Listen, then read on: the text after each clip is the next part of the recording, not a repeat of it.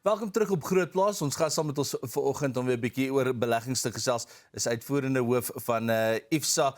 Dit is Frikkie van Loggenberg. Frikkie, goeiemôre, welkom terug. Môre Doopie, baie dankie man. So die konflik daarso in die Midde-Ooste, dit is nou nog steeds aan die gang en ons het nou gisteraand gehoor dat Trump het nou weer 'n klomp aanvalle wat hy vandag sou geloods het nou weer uitgestel, maar is daar lig aan die ander kant van 'n baie donker tonnel met hierdie? Doopie, ek is nie heeltemal seker nie. Die dinge verander so op 'n daaglikse basis. Jy weet nie of dit 'n lig is of 'n trein wat aan die ander kant na ons toe kom nie. Ons weet nie.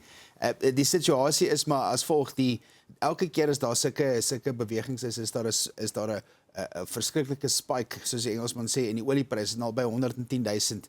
Dis hoog en dit het 'n direkte effek op ons brandstofpryse, want dit is daarmee uiteengesit. So wat ons moet besef is dis so 'n komplekse omgewing of industrie met die olie dat al stop alles vandag en alles gaan vandag aan soos normaal en daar is vrede, gaan dit omtrent 'n jaar vat net om die hele stelsel van vraag en aanbod weer om weer alles te normaliseer. So ons het so 'n bietjie interessante tye nog voor. Al gaan dit beter, moet ons maar nog steeds sien wat ons kan doen.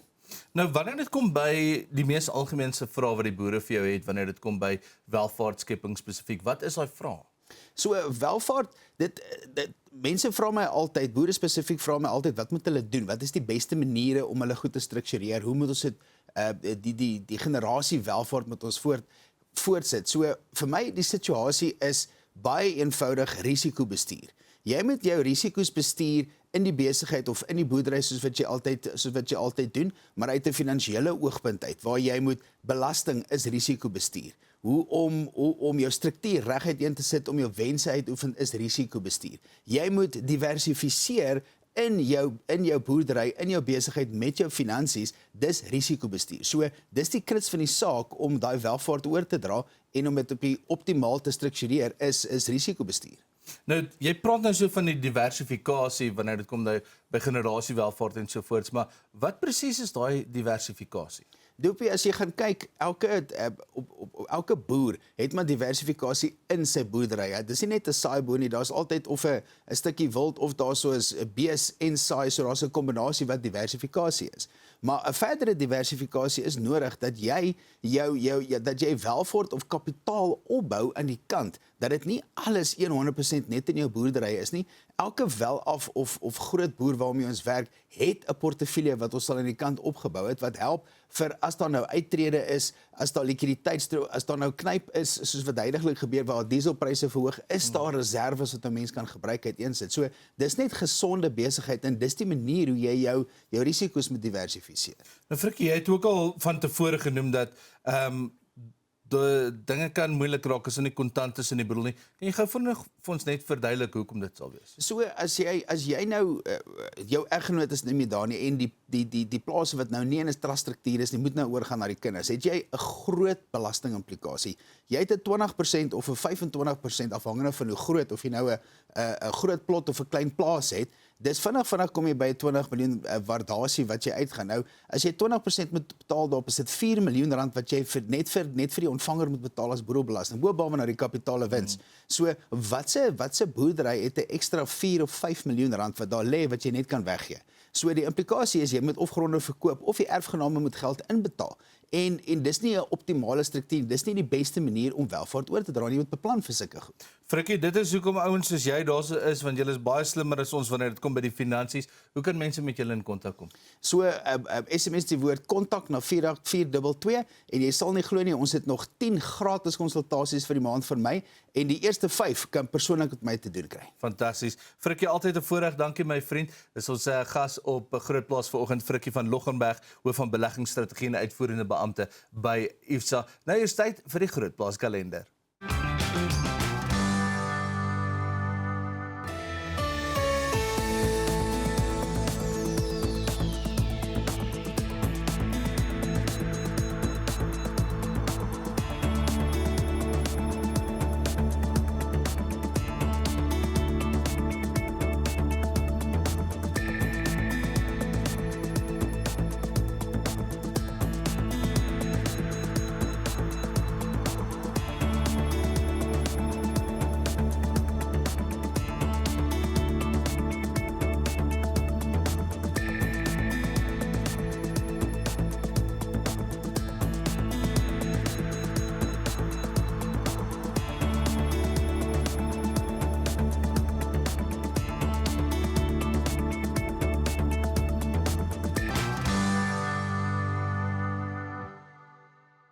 Is ingeskakel op Groot Plaas. Ons gesels vanoggend ook met Clara Holm. Sy's 'n PhD-student in genetika aan die Universiteit van Stellenbosch om te gesels oor DNS van wingerdstokke. Clara, goeiemôre en welkom.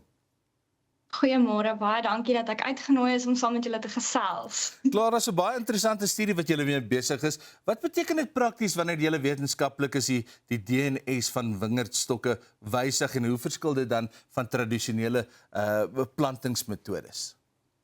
Ja, so goed, as ons DNS wysig, dan gebruik ons tegnologie soos CRISPR-Cas9 om die DNS te wysig. So wat is CRISPR, wat behels dit? Dit is basies 'n tool wat wetenskaplikes help om baie presiese veranderinge aan te bring op baie spesifieke plekke in die geen, wat die geen afskakel of verander en dan gewenste eienskappe soos siektesbestand verbeter. En dit verskil om na tradisionele metodes te kyk, verskil dit in die geval waar tradisionele metodes kyk om kruisings te maak tussen wilde tipe of plante met 'n baie spesifieke gewenste eienskap wat ons wil oordra aan die nageslag. 'n Voorbeeld wat ek kan gebruik is as ons nou byvoorbeeld 'n wingerdstok het, 'n wingerd het en 'n siekteplaag kom oor en al die wingerde gaan dood. Maar een wingerd hou aan lewe, omdat hy 'n mutasie het in 'n spesifieke geen wat hom bestand maak teen die siekte, dan sal 'n tradisionele manier wees om dan die wingerdstok te vat en om te teel met jou ander cultivars om dit oor te dra in die nuwe wingerdstokke. Maar dit is belangrik om in ag te neem dat plante of gewasspesies soos houtagtige meerjarige gewasspesies is besonder kompleks, hoofsaaklik omdat dit 'n houtagtige aard het en 'n baie lang lewensiklus het. En as gevolg van hierdie lang kweeksiklus, beteken dit dat die plante eers na 5 tot 10 jaar 'n volwasse fenotipe bereik. So dit impliseer dat genetiese veranderinge en seleksie en die fenotipiese evaluering baie lank of oor 'n baie uitgebreide tydperk plaasvind. So met tradisionele teelmetodes kan dit tussen 20 tot 30 jaar neem om gewenste eienskappe suksesvol oor te dra in 'n cultivar. So dit is 'n baie moeilike en lang proses. En omdat dit so lank neem, is dit natuurlik dan baie moeilik om te voorspel wat se gewenste eienskappe benodig gaan word in 20 tot 30 jaar om die toekomstige uitdagings aan te spreek. So ons moet ook in ag neem dat dit 'n baie komplekse en lang proses is. En 'n ander kompleksiteit veral in die wynbedryf is dit van die elite agtergrond wat ons moet hou. Dat byvoorbeeld cultivar soos Chardonnay is spesifiek geteel vir sy gewenste agtergrond, sy cultivar identiteit. So sodra jy dit kruis met iets wat bestand is in die natuur, dan verloor jy weer unieke eienskappe aan Chardonnay. So om weer terug te gaan na die voorbeeld, wat CRISPR dan basies moontlik maak is om te kyk na die natuurlike mutasie wat plaasvind en dit dan te indiseer in 'n cultivar van belang sonder om die elite agtergrond te verander. So dit maak dit moontlik om die plant vinniger te laat aanpas, want ons indiseer dieselfde mutasie wat voorkom in die natuur en dit voorspoedig dan die natuurlike evolusie daarvan sodat die cultivar vinniger kan aanpas en bybly met die omgewingsdruk en dit verkort dan die telingsproses drasties. So met toename in omgewingsstres wat dikwels hand in hand gaan met patogene infeksies en siektes gaan hierdie tegnologie toenemend van kritieke belang word vir ekonomiese belangrike gewasse soos wingerde.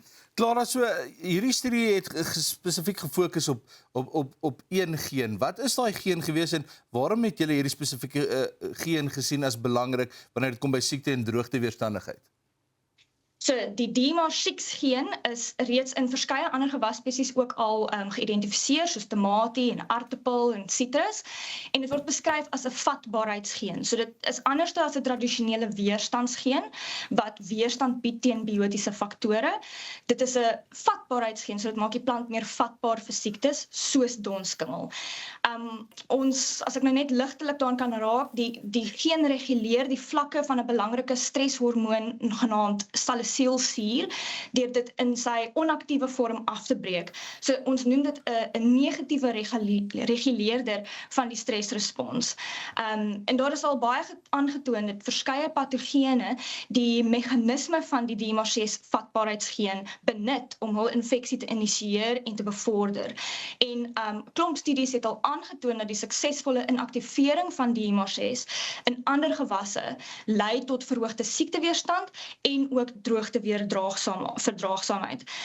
En dis presies wat ons gedoen het. Ons het in wingerd die DMAR6 geen geïdentifiseer. Ons het dit afgeskakel met gebruik van CRISPR-Cas9 tegnologie en ons het getoets en gesien dat donskimmelinfeksie drasties verminder word. En 'n tweede aspek waarin ons ook belang gestel het is om te kyk of die gemodifiseerde plante dan ook beter kan reageer op watertekorte.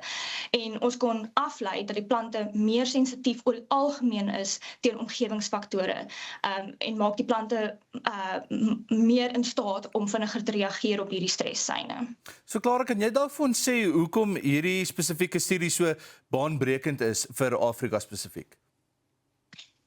Ja, goed. So dit is die eerste suksesvolle toepassing van CRISPR-Cas9 biotehnologie in 'n houtagtige gewasspesies op die vasteland.